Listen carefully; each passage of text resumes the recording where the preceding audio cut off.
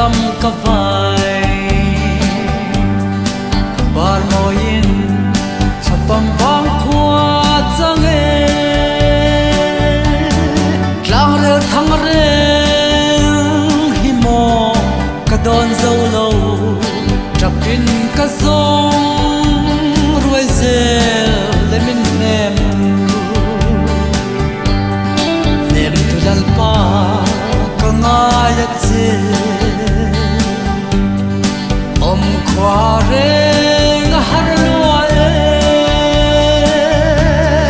mai zua le me rum ko haratya lo leng la o pam ngai ti min nem ro khwa lo chalin par tin thang lo vu chia ye no long du min khai zua